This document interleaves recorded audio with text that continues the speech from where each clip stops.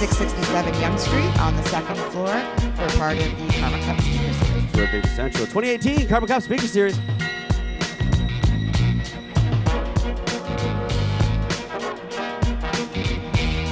Hello, Vapor Central. Woo! It's the last panel of the day. Thanks so much for joining us.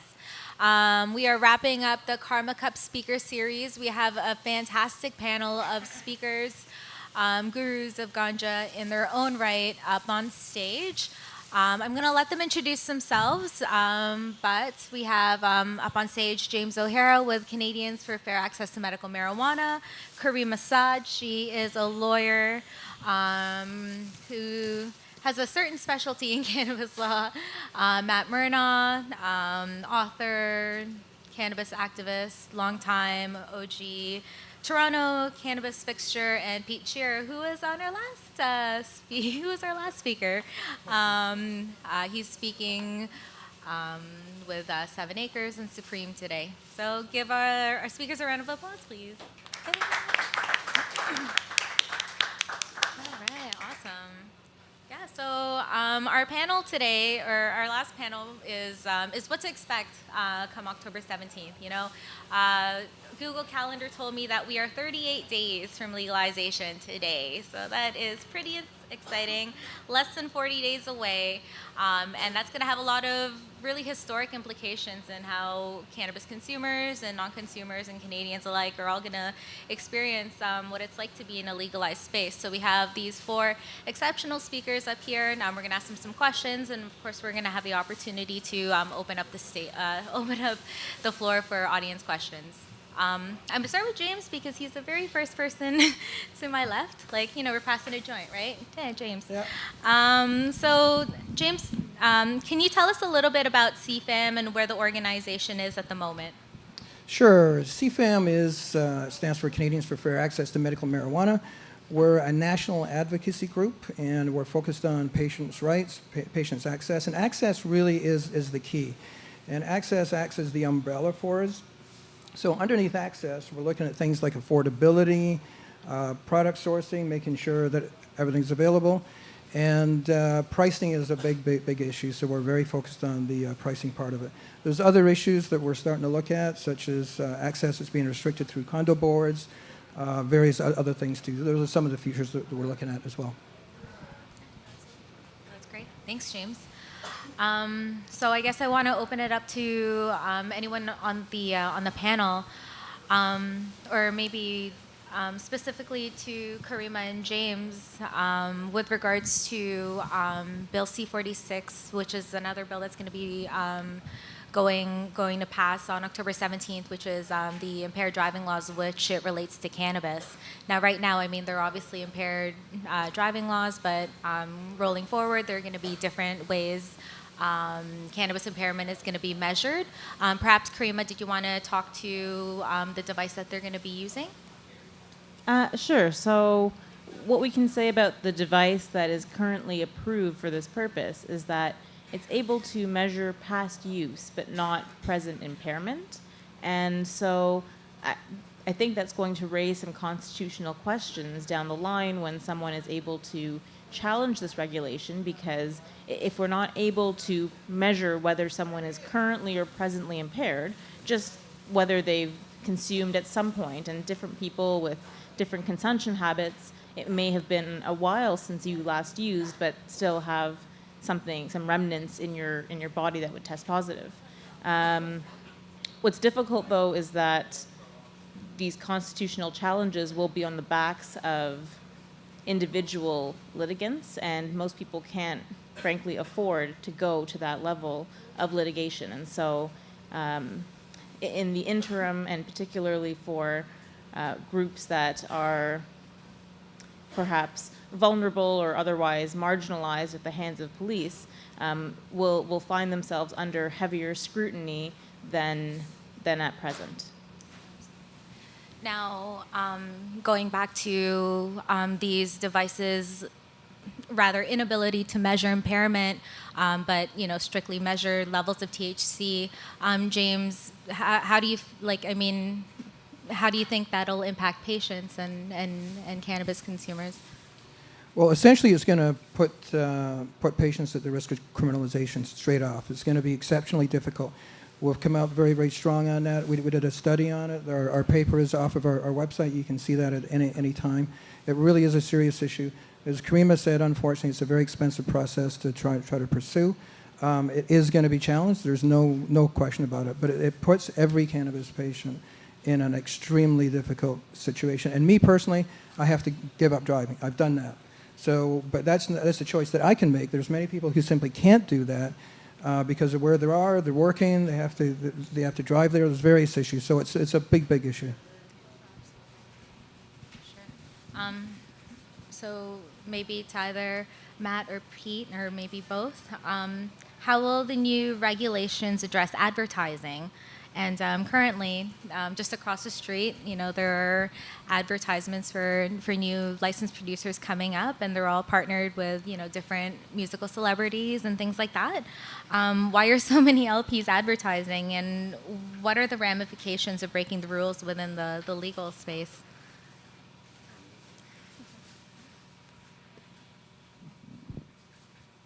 That's a great question.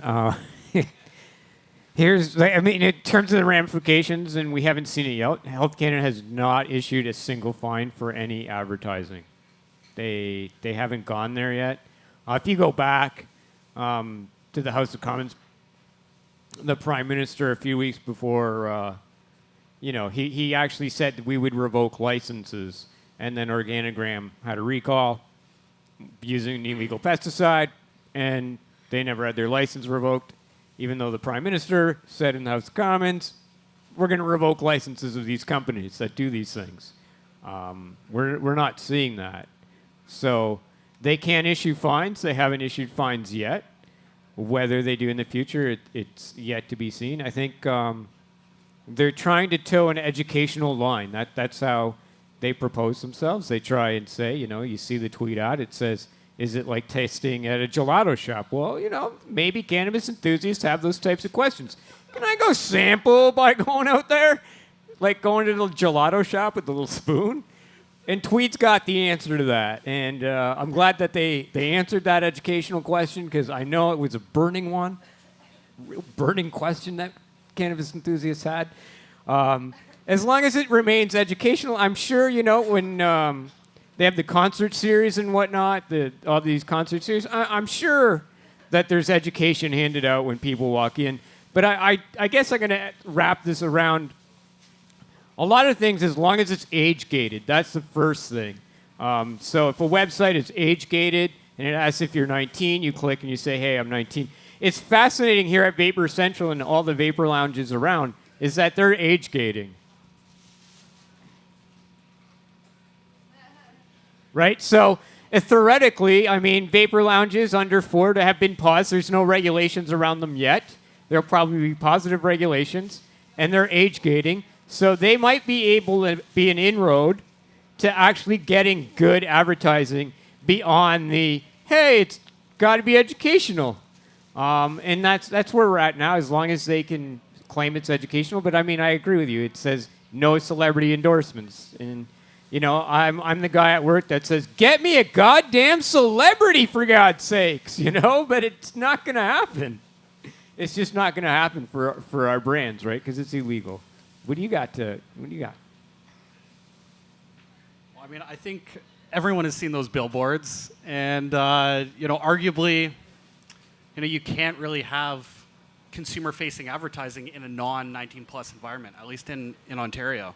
So, I guess, the companies that are putting out billboards and all this, very, consumer-facing advertising, I suppose they're the canaries in the coal mine. We'll see. We'll truly see where that line is, and I'm glad it's them and not us. So, yeah. All right, cool. Thanks. So there have been reports from Health Canada this week, actually, that they have underestimated the cannabis market by 41%. So what will this mean for pricing and availability? And then maybe what will this mean for pricing and availability from the adult use market and maybe from the patient side as well? Well, I think there's also a little bit of an underestimation of how well serviced the 20% of users that consume 80% of the cannabis, how well serviced they are, how established the supply chain is to get amazing cannabis on the informal market. And I think it was very clear that it was an underestimation. And come day one or that first week, I think like other legal markets, you'll see a shortage, if not a bunch of SKUs being sold out. So we'll see. Well, I think you're definitely looking at potential shortages for sure. And the underestimation of the market, I mean, when we talk about market estimations, I always go back to Brian O'Dea, who we did an interview with on the stage up here, and he said he smuggled like 42 tons in one run, and that was in the 90s. Like, just put that in perspective, and that should genuinely tell people where it's at. It's also hard to get any valuable data on any number because it's illegal. Health Canada or Stats Canada calling people on the phone saying, "Did you smoke marijuana? If so, what did you pay for it, and how much did you buy?" It's sometimes met with like, "I'm going to hang up the phone now." So these are things that it's hard to estimate market size. At least with our company, the Kronos Group, we're going to work on establishing ourselves in 4 major provinces, simply because we don't want to stretch ourselves thin. We have a dedicated medical cannabis base, and we're going to really ensure that our medical cannabis patients have that medicine that they require. And by doing so, we've had to figure out what 4 provinces that we want to deal with, simply because we have a large medical cannabis base to work with. We got to make sure these patients have meds. We can't have 0 SKUs for them. But by limiting where we are, we will have SKUs for our patients. We'll have SKUs in 4 provinces, and it'll continue to go from there. And just to follow up on that a little bit, that's one of the more popular questions that we get at CFAM. We get emails, phone calls around that, but a lot of patients exceptionally concerned about supply. And the discussions that I've had so far with quite a number of the LPs seem to be very, very committed to the patient space. And just as Matt says, they understand, and at least they have the history of the numbers. Going into the non-medical side, it's going to be very unpredictable as to what that demand is, but at least there's been quite a lot of run-up in terms of what that medical demand is. So I'm pretty confident that they're actually earmarking and understanding exactly what cannabis patients needs, not only in terms of quantity, but in terms of strain as well. It's a big concern, but as far as I can see so far, the licensed producers have been very good about stepping up to that. And James, I just wanted to, can you talk to us about how I, as a patient, may be able to move my permit or my prescription somewhere else, and how easy that's going to be in the future?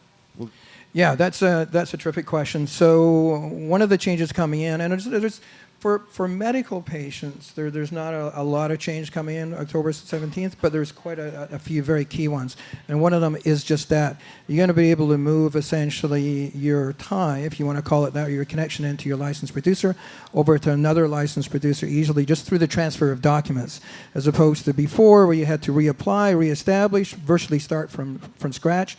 So that's a very, very welcome choice.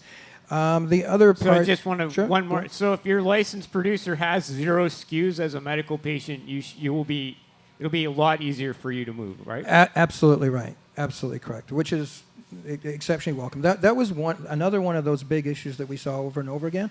And there's sort of like top 5 real patient concerns, and that was always one of them. So we're very, very happy about that.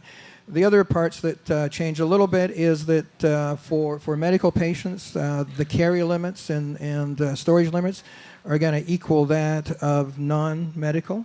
So there's a little bit of change when it comes to the actual limit part of it. But for all intents and purposes, there's not a lot of change for medical. I think a lot of medical patients have already suffered from limited supply, limited SKUs in their LP inventory in the run-up to recreational sales.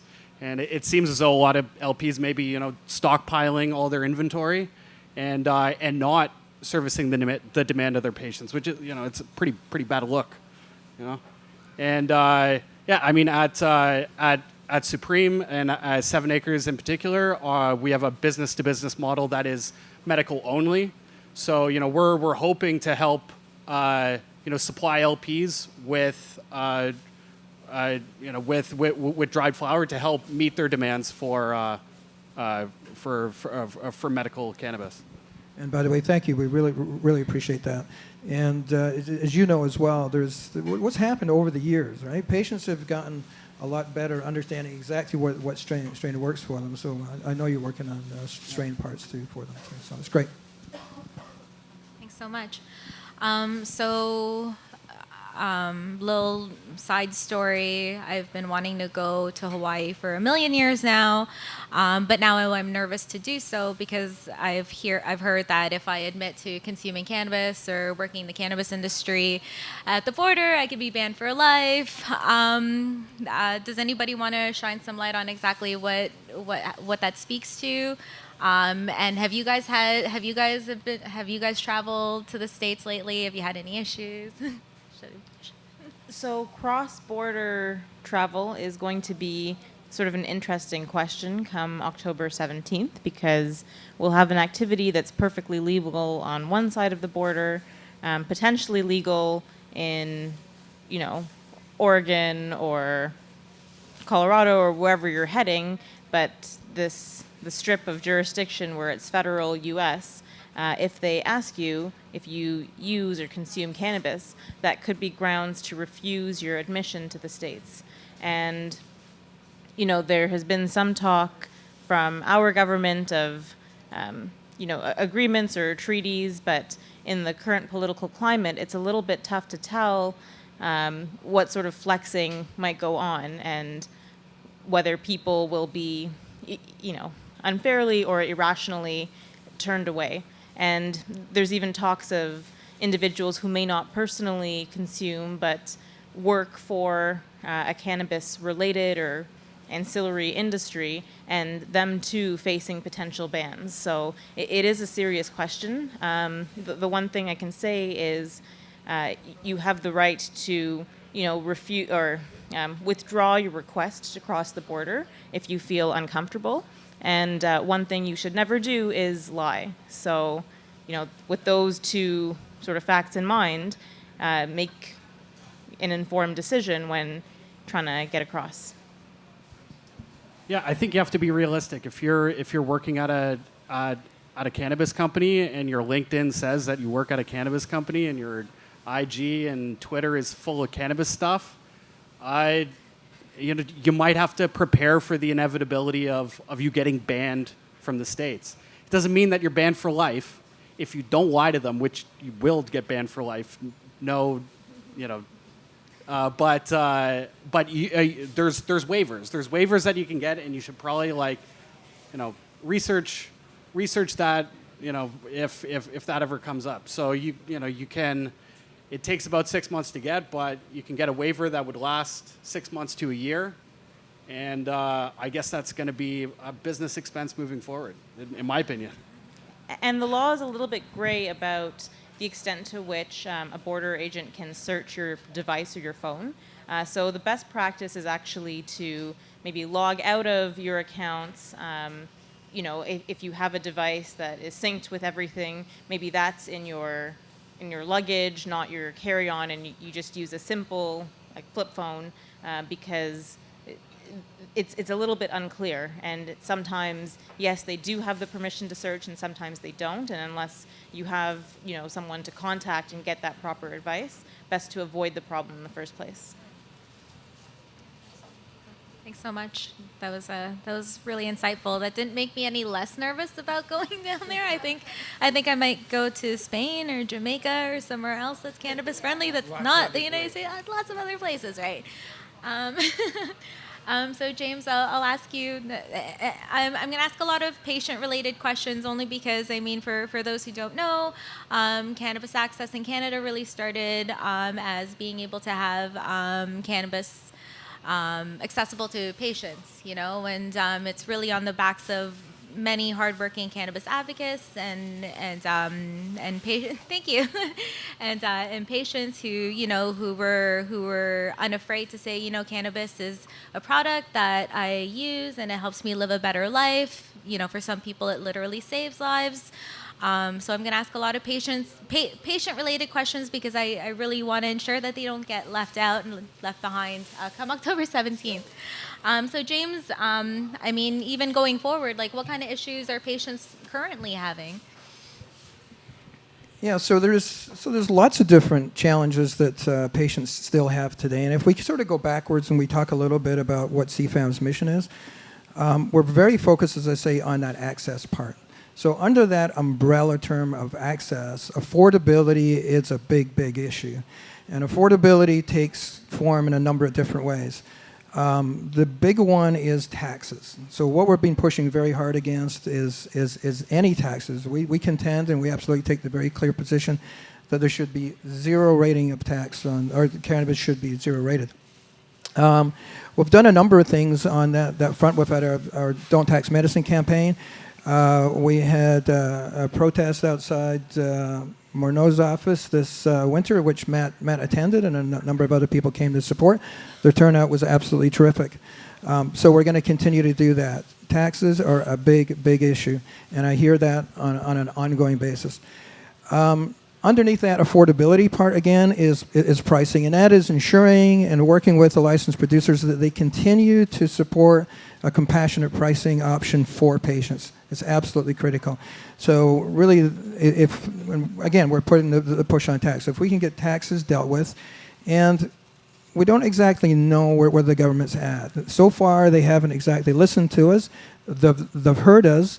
And through over 20,000 folks like you writing into your MPs, you put a lot of pressure on them. Just this past spring as well, we appeared at the Finance Committee, fought hard against excise tax.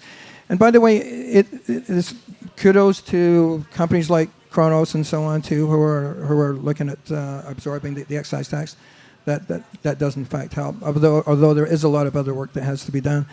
But the interesting part, and it may be a little boring because it's political, but it is some progress. The NDP tabled an amendment to that bill, C-74, that was going to pass the excise tax, and that bill was defeated by 5-4. Now that's very close. So while we didn't make it, we actually look at that as progress. And frankly, going forward, what we're really going to focus on is continue to push that tax issue very, very, very hard. We're hoping in some ways that maybe towards the 17th or beyond, we're optimistically cautious about potentially being some relief, although there's been no indication of that whatsoever. But we're sort of hoping. Anyway, with CFAM have two plans. We've got a tactical plan and a sort of longer-term strategic plan on the tax issue. And that is for the next sort of 6 to 8 weeks or so, we're going to push hard on the Don't Tax Medicine campaign, continue to do that. The licensed producers, by the way, have been exceptionally supportive of making sure that the link is on their site and it's easily accessed by patients. Longer term, don't forget, there's a federal election coming next year, and my goal is to vote Bill Blair out, vote Bill Mernagh out. And so we're going to do a lot to target those two ridings, in fact. And those are the two main guys. Those are those two main guys who are the architects of both, the overall arching plan and of course tax. So we're going to push real hard on that on the political side of it. Frankly, what we're also doing in a kind of longer term way is we're building alliances. So the Canadian Nurses Association, for example, OPSU, there's a few other very large organizations who support us on that tax issue. And what we ultimately want to do is, as we get closer to that 2019 federal date, is have different conversations with the federal government. So CFAM's pushing it, but look, CFAM's friends are, numbered in the hundreds of thousands, and those are hundreds of thousands of votes against you. So we're really going to push that political side of it very, very clearly, because they haven't really responded yet to the reasonableness part of it. So let's talk politics, which is what they do. That's Sorry amazing. for the long answer. Yeah, no, that's great. I mean, cannabis cannabis legalization has its roots in advocacy, right? And that advocacy needs to continue for patients and also for people who, I mean, will want to partake in a legal activity come October 17th. With that being said, I mean, what I really enjoyed doing in Amsterdam was, you know, smoking a joint and going to the Rijksmuseum. But of course, like come October 17th, we won't be able to smoke cannabis outside. I mean, the only place we'll really be able to consume it is at home. Now, what does that mean for people who may say have small children at home or may live in a dorm room or may live in a senior's home? Does anybody want to speak to that? Let me just talk on one part of that. By the way, the other thing that we've seen a lot, there's been issues that have sort of kind of always been there, or they've been going on for the past year. But there's a number of new issues that have cropped up, and I'll just talk to one of them, and that is the demographics of Canada and a lot of the demographics of the Western nations are changing significantly. It's going to become a much more older demo. And one of the things that we've been hearing a lot about is the long-term care facilities that a lot of folks are going into, patients are going into that have a tremendous relief from cannabis, that they're running into challenges when they ask the nurses to administer cannabis. So it's a real issue. So we don't quite know what all the different issues are yet, but that's one of the futures that we're going to look at. I mean, and the real crazy part about this is they have no issues at all stuffing you full of perks or opioids or whatever else, but they struggle over medical cannabis. We don't really get it, but we're going to get to the bottom of it.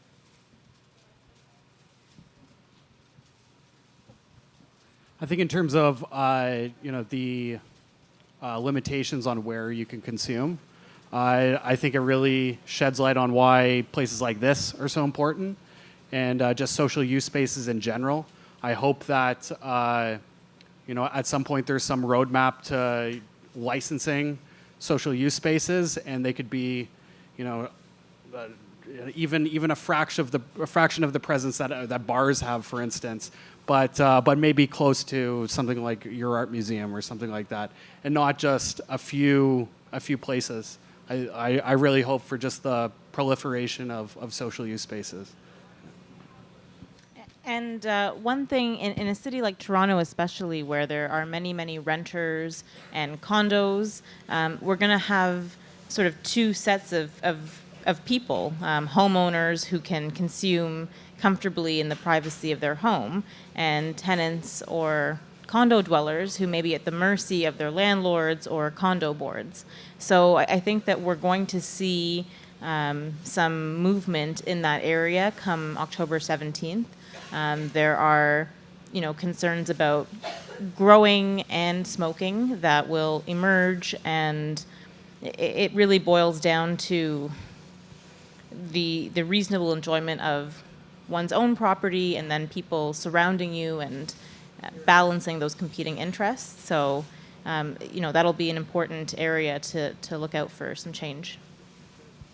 So I'd like to, just for vapor lounges and personal use in here, myself, I'm still very much dedicated to vapor lounges, as people like to know. I've been here since day one.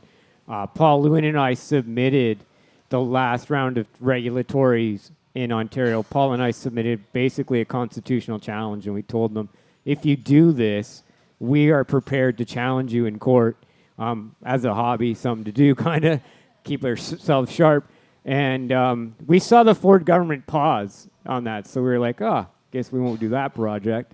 And I guess the other thing I have for you is, like, if I get a ticket, I'm out there, I'm smoking a joint with my buddies in a park, and I get this ticket, like, are there going to be lawyers that'd be like, yeah, I'll fight that ticket, and if I lose, it's free, and if I win, will it be like ex-copper? Like, do you think that's a possibility? Like, man, I got a fucking weed ticket. I'm going to hire that weed lawyer I saw on late night news, and they're going to take care of it. Is that a possibility? It's like any bylaw offense, right? So I think that is maybe a niche market that will develop, and you'll hear some good jingles. But the enforcement remains to be seen.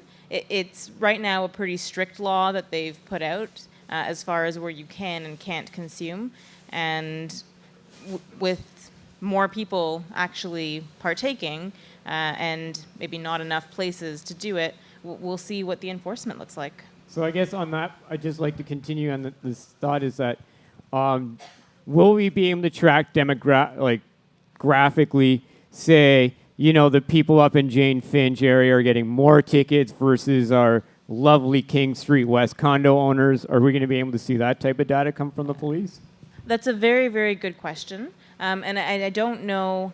There are some obligations on police to collect certain stats and information and then disaggregate it so that we can track patterns.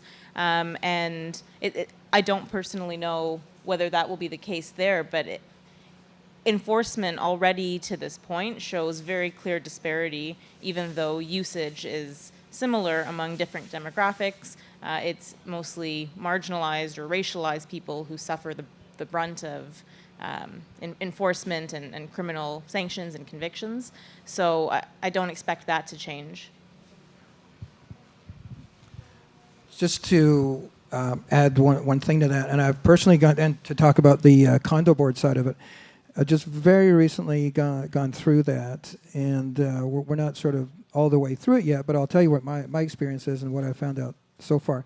So I'm currently in a smoking condo, so they have to change it from smoking to non-smoking. And they're being very broad-based on it, they're including tobacco, cannabis, and so on. So we just had a meeting just the other night there, and if you read the rules, there was absolutely zero mention or even acknowledgement of cannabis patients, medical cannabis patients.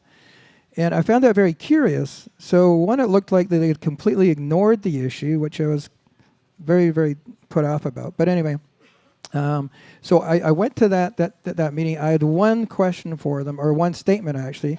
So there was the condo board, there was the management company's lawyer there, and my one question was going to be, and I'll tell you how it went, which is, look, the Human Rights Code is paramount. It rises above everything. It's number one. And for you not to accommodate medical cannabis patients is a violation of that. You have no choice, no option whatsoever. You must do it. So the lawyer was actually pretty smart, because as opposed to me even getting to that point of the question, he actually stood up right away and said, by the way, human rights is paramount. We're gonna honor that. We're gonna make sure that there's exemptions there, and we're gonna make sure there's accommodation. So the interesting part about that is that they knew fine well. They understood what medical cannabis patients' rights were, but they didn't stipulate it.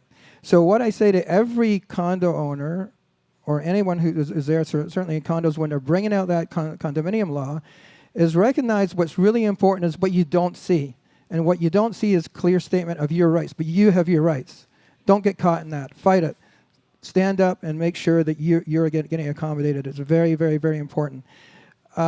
There was one issue that sort of came up there that frankly I have to do a little bit of research on, but I think he was very off base on this, is that the lawyer said something like, but it's fine, but if you wanted to vape or if you wanted to smoke in your condo unit, you're going to have to go to your doctor and get specific approval and authorization for that. Now, that, as far as I know, that's completely untrue, because doctors are not going to specify what the consumption method is. Again, it's your right as a patient to do that. So don't be overruled by them. They're trying to sort of capitalize on the ignorance of people, or fear, or you don't ask, or there's elderly owners or whatever. Just know that. Be very clear on it. Stand up for your rights.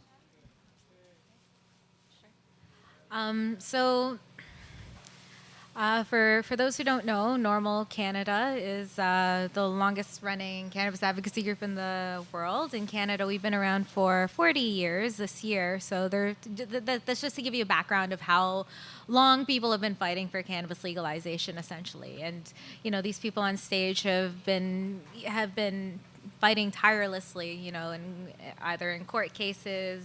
Matt, if you guys Google Matt Mernagh, you'll see some of the court challenges he's been involved with. He's been instrumental in kind of, especially in Ontario, and of course, Caryma is currently fighting for patients and just cannabis consumers alike. We're going to have a lot of legal issues going forward, but with that being said, it's been a long, hard road, but we're finally here.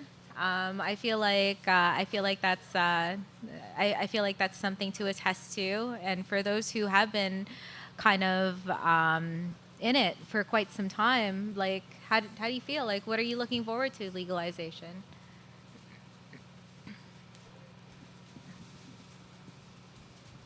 I mean, we can disagree about how it's all come about, but I think on day one, being able to, to order legal cannabis as a recreational user, that is a huge turning point, and I think it's the start of something great. I think, if in 5 years cannabis has, even a fraction of the touch points that alcohol has in our society, I think we'll have tremendous societal change. I think there'll be nothing but good stuff will come with more people consuming cannabis. I truly think. I think it's on one hand, it's sort of, I mean, it's legalization 1.0. I think people need to understand that the government doesn't get anything right, ever. I think we all understand that. I think we need to take that into consideration. It's the first step. We've knocked down the wall of prohibition, especially we as a country. People like to point out to California and all these other places, but you can't do banking there. You can't do anything. We are a federal country, the leading. I mean, God bless you, Uruguay, but you're not in the G7. Mexico's following up, right? When they're saying we want to legalize, there'll be a lot of third world countries that are going to give up their drug war because they can point to Canada and say, Canada did it first. And it's not perfect.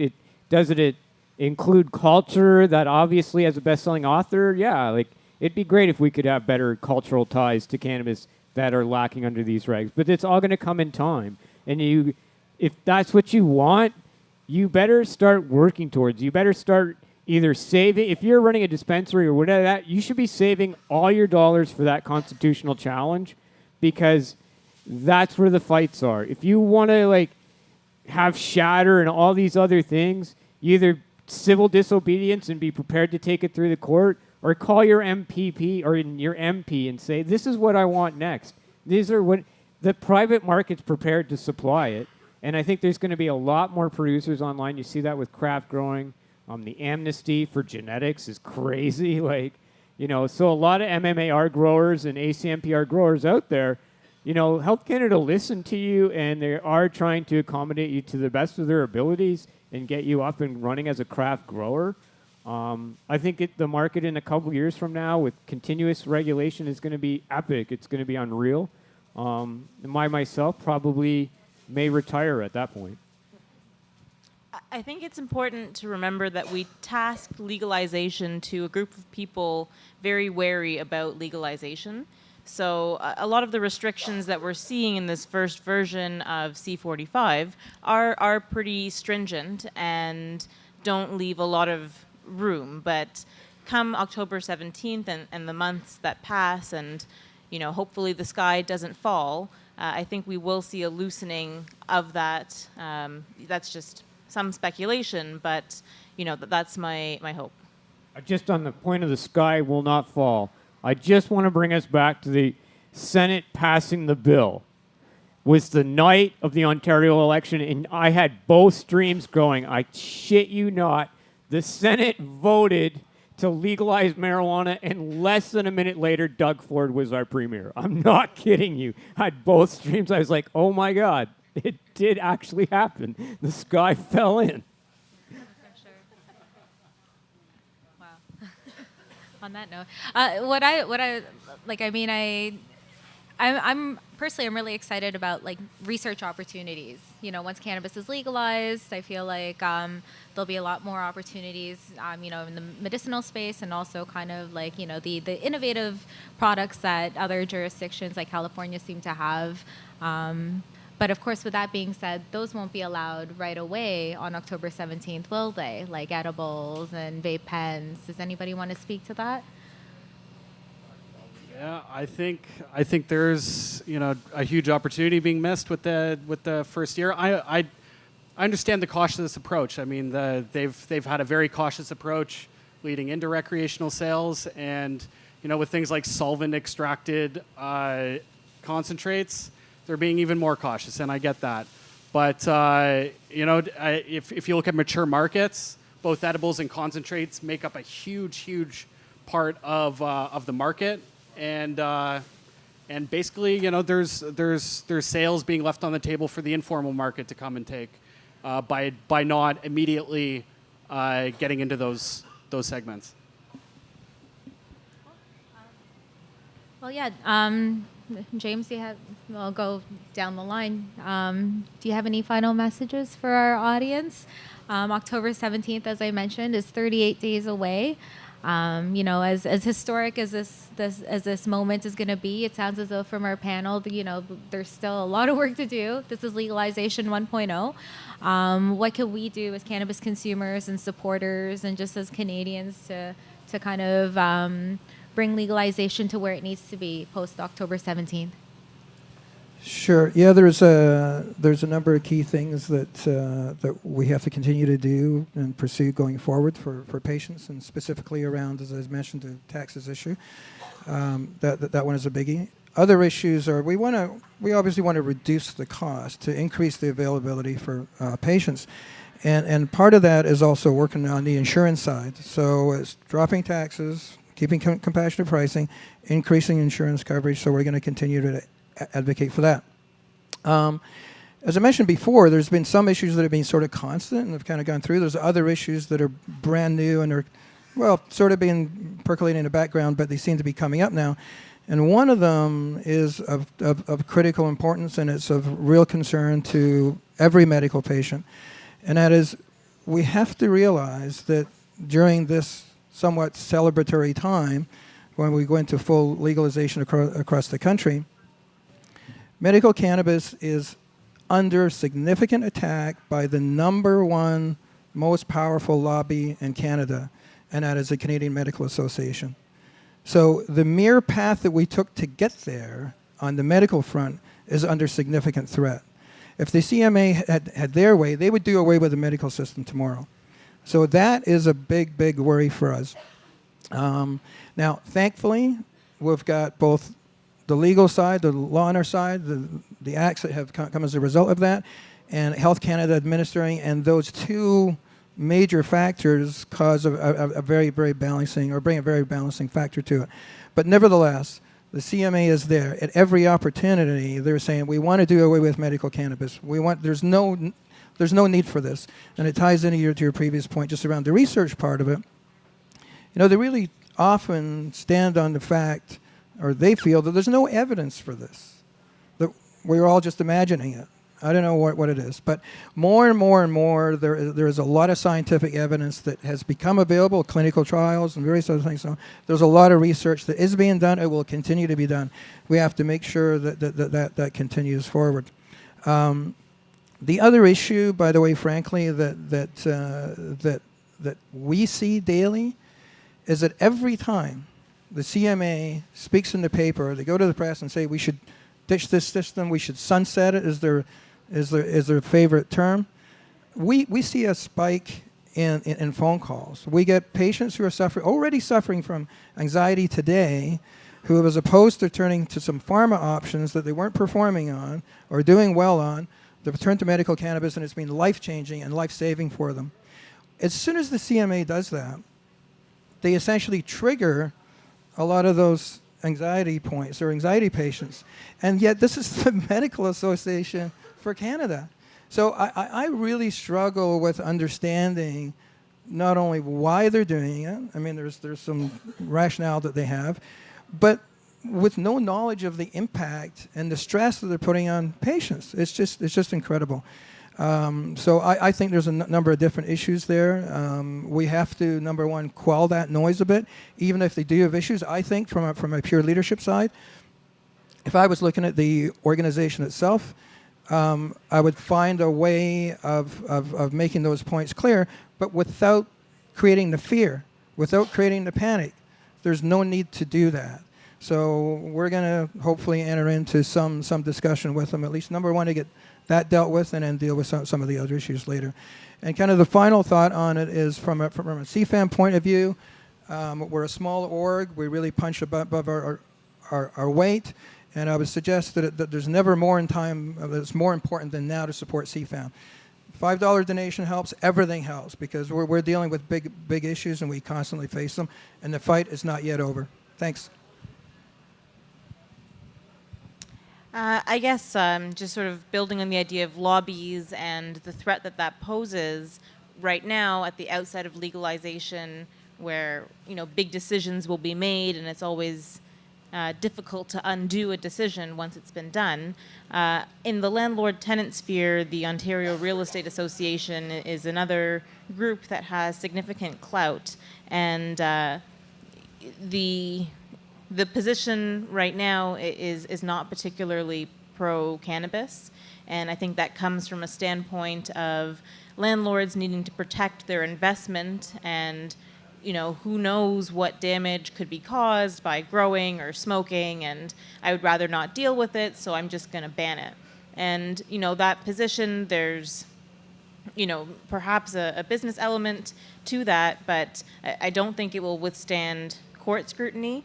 And really, the best way to approach this is for tenants, to be respectful about how they are going about such activities, and make it so that it's not a problem, not the disaster that your landlord is imagining. And that way, through mutual respect and cooperation, go forward and avoid problems before they begin. I think pioneers in this industry like Matt know best that we have to keep fighting. Like every single incremental change since the MMAR to where we are now, we're fought in the courts. So I may be a little pessimistic, but I think that's how we're going to have to continue to change this industry, is one court case at a time, sadly. I'm going to echo that sentiment. It's unfortunate, that the courts will continue to work on this. And I want to go back to the CMA just quickly, is that they like to rattle their saber in the media, but they never want to go to court and say, hey, Your Honor, we don't want to be involved in this pot thing, because if they had intervened in RV Mernagh and said, we don't want to be involved in this pot thing, there would be no marijuana laws in this country. So they like to rattle their saber, and I'm hoping that is. Nurse practitioners can now sign in Ontario, which is a huge thing. And I think we need to just continue to educate our personal family physicians on that front and continue to work there. And I also want to point out is that every provincial act separates rec from medical. And I'm licensed to sell weed in Alberta. It's pretty cool. But if you walk into a shop in Alberta to buy cannabis, and you come to me and you're like, oh, there's Matt. He'll definitely help me with my migraines. Matt, great strain for migraines. Matt has to escort you out of the store and say, go check with your healthcare practitioner, right? So you can't go into any of these rec shops and be like, yeah, so I hurt my foot. Then you can't ask for a variety. They can't help you. So there is distinction built into the legislation. So I want to make sure that patients are aware that we're not going anywhere. There's probably going to be even more of us as doctors just get used to us, as they get more regulatory their way. And then, unfortunately, October 17th, Ontarians have to buy it online, which sucks because I was hoping to, literally camp out October 16th. I was going to camp out at that location, and I was going to encourage everyone to camp out with me for the last smoke out. But it's not going to happen. So guess we're all, it'd be like Ticketmaster, buying tickets. Everybody at 12:01 is going to be like, yo, buying. And we'll see how well that Ontario system works. And just to add to that a little bit, yeah, and as I mentioned before, Matt is 100% right. There's both the law and Health Canada are with us, and those are two very, very, very powerful orgs. And the other thing is too, Health Canada oftentimes is sort of the unsung heroes, and some of this we can get at them about they're not quite fast enough or whatever, but they're actually standing up and doing the very best that they can, and they do defend the medical cannabis position. The other thing on the CMA, and again, great point, Matt, there are something like 13,000 doctors who have written authorizations today. So the CMA doesn't necessarily speak for everyone, and I don't know if you're sort of up on it, but the way that the CMA work is that they collect dues off of doctors from every single province. The Ontario Medical Association just recently, because of the CMA's position on this, stopped sending the CMA dues because they completely disagree with that. And I would see other provinces following. So Matt's right. The CMA does a good job of rattling their saber, but they can be noisy, and that's pretty much it. But still, as I say, it's a very unsettling thing. But not everybody's with them, and there's been a lot of very, very good and brave doctors stepping forward for that. Well, I'm actually going to open up the floor to some audience questions. If anybody has any questions they want to ask our panelists. Okay. There was a question earlier about genetics amnesty. Well, what is that?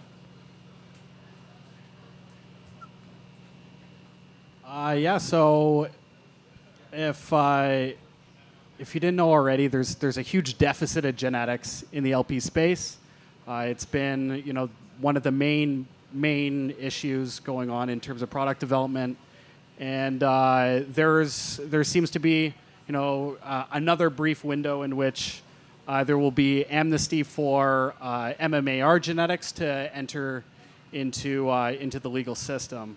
So hopefully that adds a bit of life into the genetic offerings that the LP space has. Oh, okay. That's a question that someone had, for sure. Well, I want to thank our panelists, James O'Hara, Caryma Saad, Matt Mernagh, Pete Shearer. Thanks so much for kind of giving us some insight into the future of what to expect come October 17th.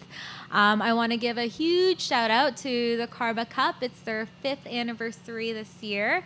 It was a huge event this year. It's the elite Cannabis Festival in Canada.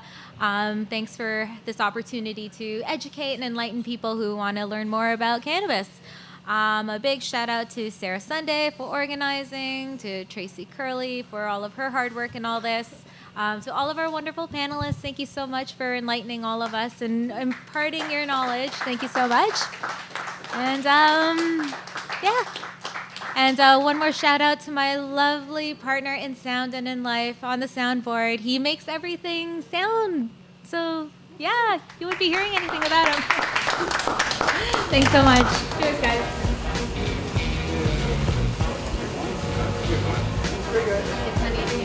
Oh, it's a pleasure. Great to meet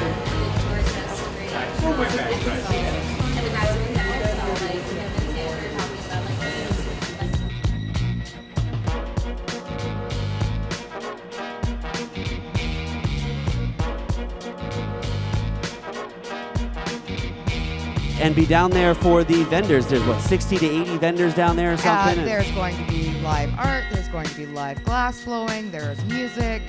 Weed, lots of it. The festival is going to be off the hook.